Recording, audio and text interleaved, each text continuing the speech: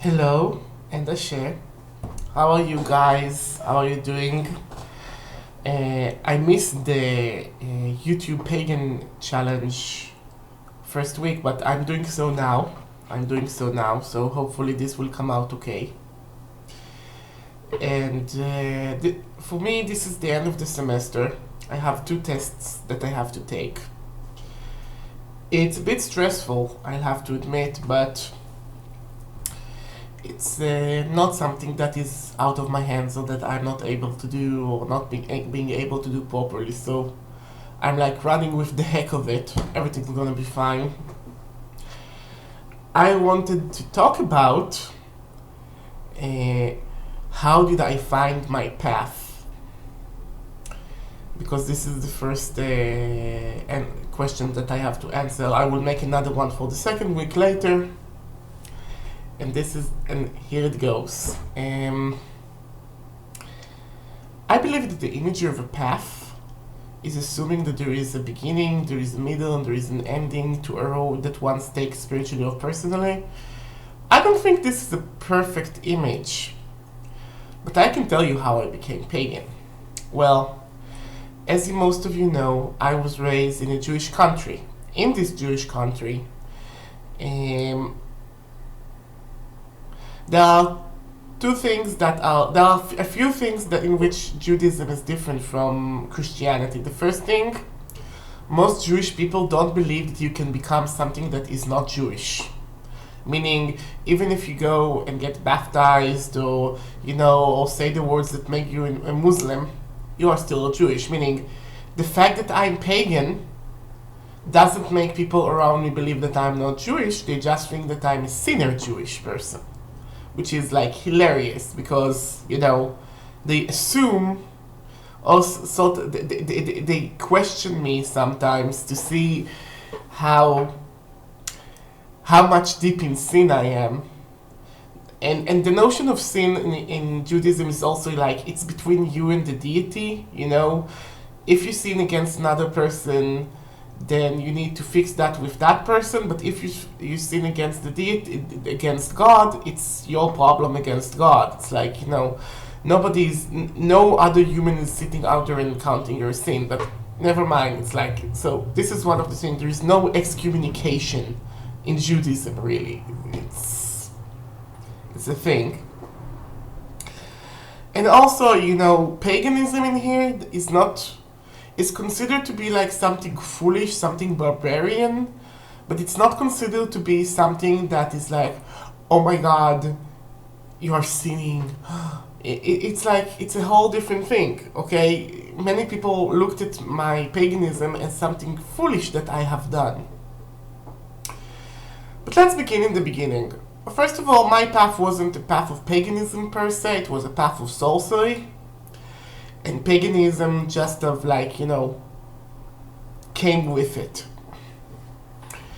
So both of my grandmothers actually did some sorcery. None of them were a witch, none of them were initiated, none of them were actually practicing to the public, but they had their little thing. My father's mother, she was obsessed with the evil eye. She was scared from the evil eye. Every time she would iron a shirt, she would put some salt in, I shit you not, it was like, a plastic wrapper, like the one you put over dishes of vegetables in the fridge. And she would make like a tight bundle out of it and she would put it in people's pockets. And if you go to her house, you would be blinding from the azure of the Turkish anti-evil eye amulets going around her. This is the thing that she did, okay? And she used to call on me to do some divination to her. We didn't always see eye to eye. And when she got to the beginning of her 60s, she shot herself in the head and she killed herself. And I miss her very much. My second grandmother, she she was the hexing part of the family. I know this is like absurd because both of the grandmothers never really met. It's like the only picture that I have of both of them is like in my bar mitzvah. And in my bar mitzvah, you see me like all pouting and crying because I was pagan and I hated doing that. But this was my grandfather's last wish. So, you know, they forced me doing my bar mitzvah in his synagogue, which was, by the way, filthy. Never mind. This is an entirely different story. So, my hexor grandmother, she casted hexes using pepper, like ground black pepper. She would like scatter this, well, things needed to be, yeah, it is sort of like Jew do, like, you know, Jewish hoodoo, I suppose. But this is what they knew how to do. They knew how to use salt and pepper, and that was it. There was nothing else that they could have given me. And when I was a child, I didn't really recognize this as like an interesting aspect of sorcery, meaning protecting yourself from the evil eye. I'm not scared from the evil eye. Using pepper on someone and just sit and wait for the whole years that my grandmother waited for people to suffer. I didn't have that patience, so I didn't recognize those things as sorcery, and nobody even called them sorcery. It's like, it was a little something they did, but they didn't give it like any sorcerer's title or whatnot. But I was like extremely interested in the subject. I was like shaking and I needed to know more. But because paganism and witchcraft is considered to be like, again, foolishness and sin, Israel, which has limited financial resources, didn't have a whole lot books on that subject. And I need to go and wait some more. And, you know, once I've gotten to, when I got like 15, 16, the internet opened up. I'm now 32. So this is like, you know, something that happened there. And they were like, once the internet was available to the common people, because my house didn't have one of the first internet connections. And when I was 15 and 16, my English wasn't so good. Not that it's like perfect now, but, you know, I can at least understand the average to high English text. I can communicate well enough. And this is more than most. I can communicate fluently, and this is a higher level than most Israeli people can get to, so I'm very proud of myself. Even though I'm making a lot of grammatical mistakes. Never mind. Carrying on. Okay, so once the internet got created, it was the time where it was very fashionable to think that Wicca was like, you know, general paganism with the reed. And if you were any other sort of pagan, you would like say, what I do is like Wicca, just that, I don't know, I don't believe in the reed, or just that we worship these gods or that gods or whatever, but we're still doing the circle 4 elements thing.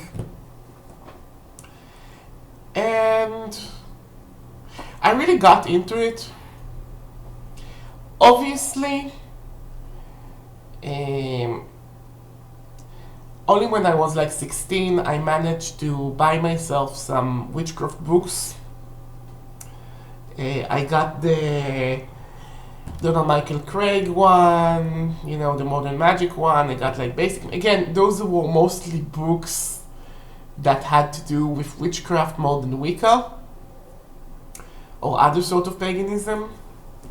And I was happy it was a pleasant surprise to discover that, you know, that authors in that times and today, they are still using like Wicca and witchcraft interchangeably. But while, you know, I try to go with the Wiccan scene, but first of all, we don't have the liberties that the US and the England constitutions offer. In Israel, we don't have a constitution. We don't have the right to speak our mind and have the freedom of speech. Things here are much more regulated, and it's easier here to get into trouble for something you said or for something you believe in. So I had pressure from my society to shut the hell up about certain subjects. And then, but this is, this is for the next video. And I explored paganism, but I like the darker aspect of paganism. I wasn't so much into the love and light paganism all the time. And I explored that, and I explored a little bit of Satanism. But again, my research was always like sorcery centric. And I was amazed to discover how easy it was for me to just turn my back to Judaism. It was easy for me to discover that I'm really, even though I learned the Bible and I learned Jewish customs for 12 years, I was shocked to discover that this is so foolish and how much I didn't want to be a part of this. So I read some about LaVeyan Satanism, and I read more about, deeper subjects of Wicca. I had books, and I had like 7 books, and this made me like the most educated witch back then in Israel. It was like amazing. Now at that time, and even earlier in 1998, there was stuff that were more available for females in the pagan aspects of the thing. It's like, in a permaculture farm called Adamama in the south, in 98 already, we are talking about like women's circles and like some of the foundation of reclaiming and spiritual feminism, things like that, but it was available to women's only. And besides, it wasn't really my flavor of things. Anyway, that's when I was 16. I had 2 years of studying, and I will tell more about those years in the next video. And once I got to 18, I got to the army. When I was in the army, I was a full-fledged witch. I was practicing sorcery. I was enchanting things. I was making amulets. I was reading the tarot cards. And the Israeli army was very understanding about such things. Again, more in my next video. But as I sat and read down about the sorcery, I discovered more about voodoo. And discovered more about hoodoo. And what I saw about voodoo and about hoodoo, it was that the sorcery was more formed. It was more formed, it was more available to the people. And at this point I was like, okay, this is what I want to do. This is what's interesting me. I want to make hot foods powder. I want to make firewall protection stuff. I want to go and I want to use like formulas that I saw and they worked, and I want to be able to know about the ingredients to make them bigger. So, I got into hoodoo and voodoo for a while. But the problem that I had with hoodoo was that it was too monotheistic. Because again, and in that monotheistic sense, I saw a lot of verses from the Bible being, from the Old Testament being translated badly. After I learned, well, I can like have a degree in Bible studies because I studied those from the 2nd grade until my 12th grade. So I can have like a degree in such matters. And I saw the Bible being mistranslated. I saw stuff from Judaism being used badly. Or erroneously, according to what I'm seeing. And I didn't want to go back to Judaism. I really didn't want to go back there. So, I liked the conditioned formulas, I liked the praying, I liked the techniques, but that's where it ended. And also, I didn't want to go Christian with this.